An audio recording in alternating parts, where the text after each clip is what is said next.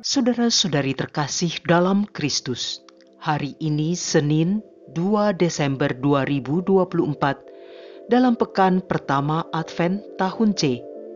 Bacaan dibawakan oleh Uli Elfrida, Mazmur dilantunkan oleh Agustinus Ronald, dan renungan ditulis oleh Maria Monica. Selamat menekuni Sabda Allah. Mari kita semakin mengasihi, semakin peduli, semakin bersaksi.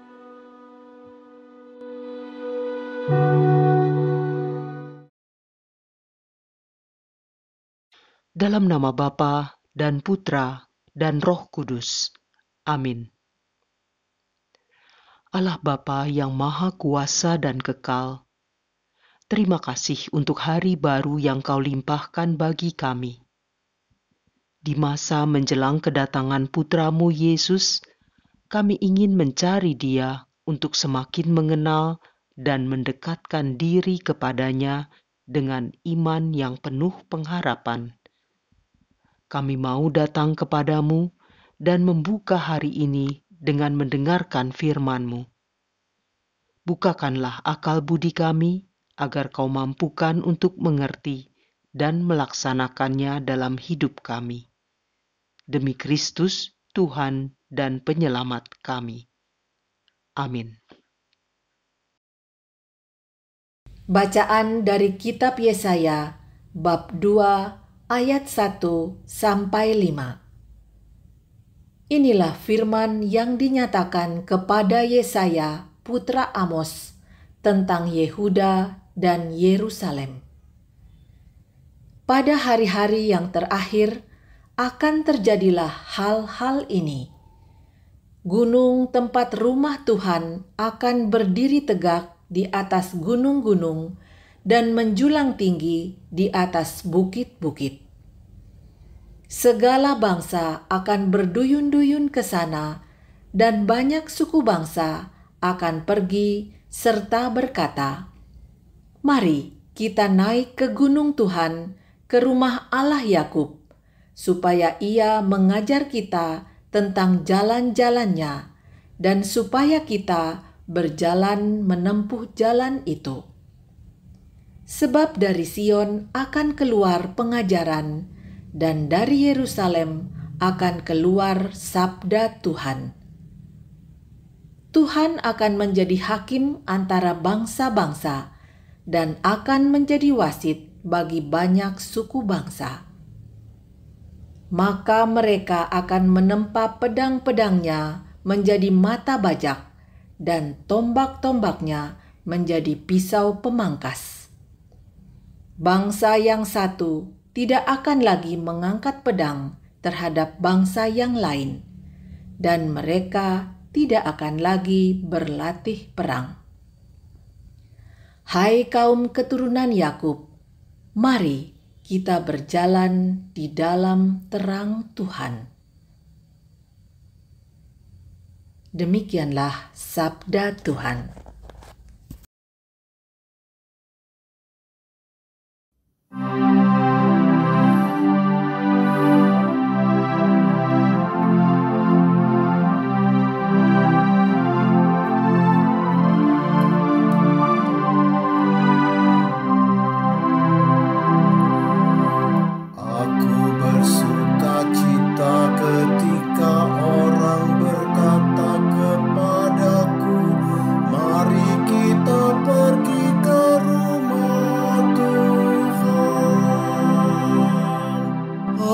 Bersukacita ketika orang berkata kepadaku, "Mari kita pergi ke rumah Tuhan." Sekarang kaki kami berdiri di pintu gerbangmu, hai Yerusalem.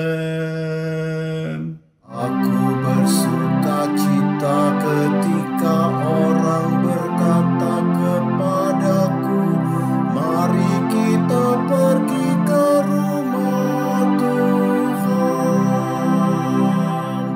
Hai Yerusalem, Yerusalem yang telah didirikan sebagai kota yang bersambung rapat. Kepadamu suku-suku bersiara, yakni suku-suku Tuhan.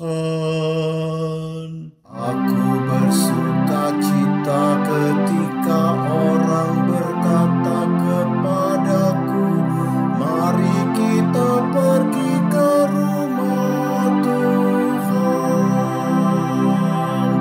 untuk bersyukur kepada nama Tuhan, sesuai dengan peraturan bagi Israel. Sebab di Yerusalem ditaruh kursi-kursi pengadilan, kursi-kursi milik keluarga Raja Daud.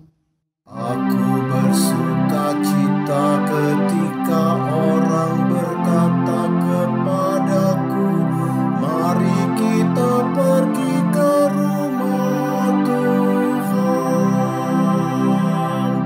Berdoalah untuk kesejahteraan Yerusalem. Biarlah orang-orang yang mencintaimu mendapat kesentosaan. Biarlah kesejahteraan ada di lingkungan tembokmu dan kesentosaan di dalam purimu. Aku bersuka cita ketika orang berkata kepadaku, mari kita pergi ke rumah Tuhan.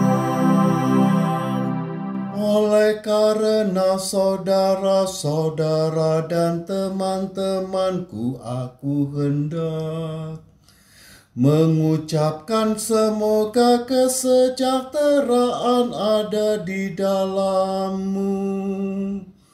Oleh karena kematuhan Allah kita, aku hendak mencari kebaikan bagimu.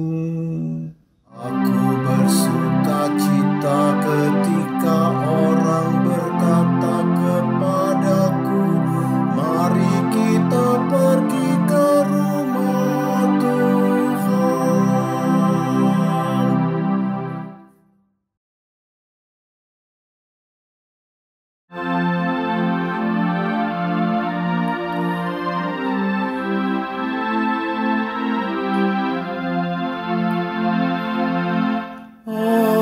Haleluya, haleluya, haleluya. Ya Allah, pulihkanlah kami.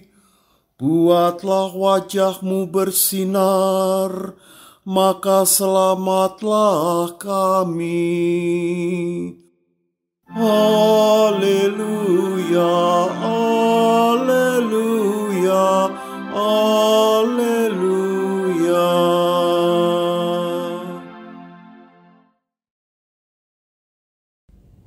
Inilah Injil suci menurut Matius bab 8 ayat 5 sampai 11. Pada waktu itu Yesus masuk ke kota Kapernaum. Maka datanglah seorang perwira mendapatkan dia dan mohon kepadanya, "Tuan, hambaku terbaring di rumah karena sakit lumpuh. Ia sangat menderita." Yesus berkata kepadanya, "Aku akan datang menyembuhkannya." Tetapi perwira itu menjawab, "Tuan, aku tidak layak menerima Tuan di dalam rumahku.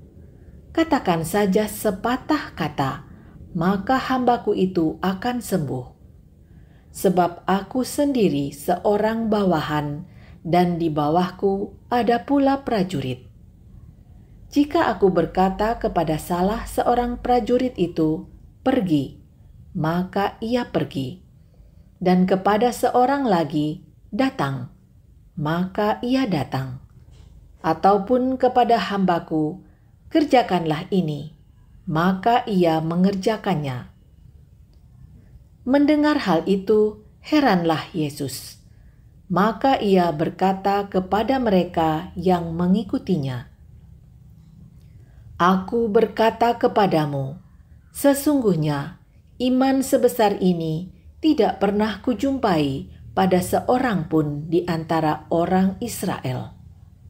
Aku berkata kepadamu, banyak orang akan datang dari timur dan barat dan duduk makan bersama dengan Abraham, Ishak, dan Yakub di dalam kerajaan surga."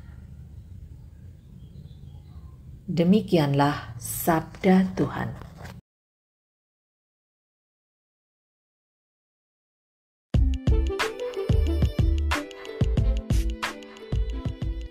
Meneladani sikap perwira Romawi. Renungan dibawakan oleh Maria Monica.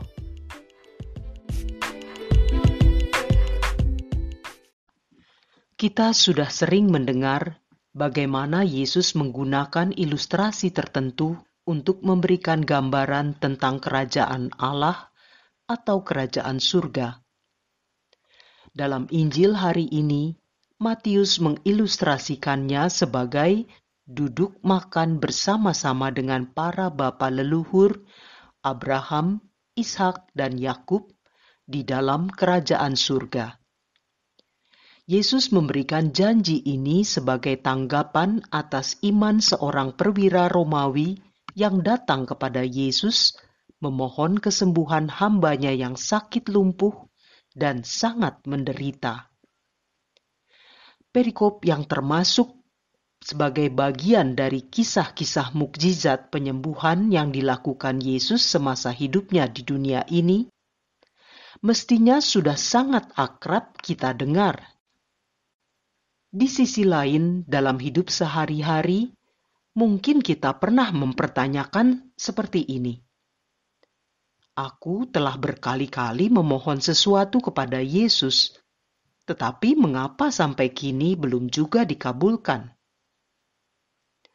Ibu, bapa, kaum muda, rekan seperjalanan yang dikasihi Tuhan, pengalaman memohon sesuatu kepada Allah hampir pasti dilakukan oleh semua orang, bahkan setiap hari, setiap jam, setiap menit, atau detik. Hari ini kita coba menyoroti sikap iman dari seorang perwira Romawi yang notabene adalah orang asing, bukan orang Yahudi, yang malah dipuji oleh Yesus. Bagaimana mungkin ia yang adalah orang Romawi dapat memperoleh perhatian dan kasih dari Yesus yang adalah orang Yahudi? Justru peristiwa ini menjadi salah satu peristiwa yang membuktikan betapa Yesus, Sang Mesias, memang datang untuk semua orang, semua bangsa, semua kalangan, tanpa terkecuali. Kalau kita sedikit berimajinasi, perwira itu adalah seorang senturion, yaitu pejabat militer yang mempunyai 100 orang serdadu di bawahnya. Tentunya dia bukanlah orang Romawi yang biasa-biasa saja.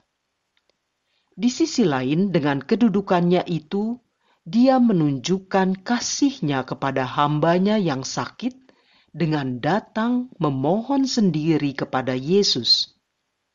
Tapi saat Yesus berkata bahwa ia akan datang untuk menyembuhkan hambanya itu, si perwira malah berkata, "Tuan, aku tidak layak menerima Tuan di dalam rumahku. Tetapi katakan saja sepatah kata, maka hambaku itu akan sembuh." Jika kita membayangkan sebenarnya apa yang dirasakan oleh perwira itu, dia yang seorang senturion Romawi merasa tidak layak karena di satu sisi pada saat itu bangsa Yahudi tidak bebas bergaul dengan bangsa non-Yahudi. Tapi di sisi lain, si perwira juga tidak menggunakan kekuatan atau kekuasaannya untuk menekan Yesus agar mengabulkan keinginannya. Maka jawaban perwira itu dapat dirasakan sebagai kerendahan hati dan sikap merendahkan diri di hadapan Yesus. Ia melepaskan segala predikat kuasa duniawi yang dimilikinya. Dalam perikop yang sejajar yang bisa kita baca di dalam Injil Lukas bab 7 ayat 1 sampai dengan 10, perwira ini bahkan tidak berani datang langsung kepada Yesus. Ia meminta pertolongan beberapa orang tua-tua Yahudi karena ia merasa tidak layak bahkan hanya untuk datang dan bertemu langsung dengan Yesus. Ia tahu menempatkan dirinya di hadapan Yesus. Kepercayaan penuh dan sikap merendahkan diri ini membuat si perwira memberi kewenangan penuh kepada Yesus yang cukup berkata sepatah kata saja untuk menyembuhkan hambanya. Ia menyerahkan itu semua pada otoritas Yesus. Maka kita patut berefleksi dari sikap perwira ini. Sampai sejauh mana kepercayaan kita kepada kuasa Yesus? Sudahkah kita merendahkan diri di hadapannya?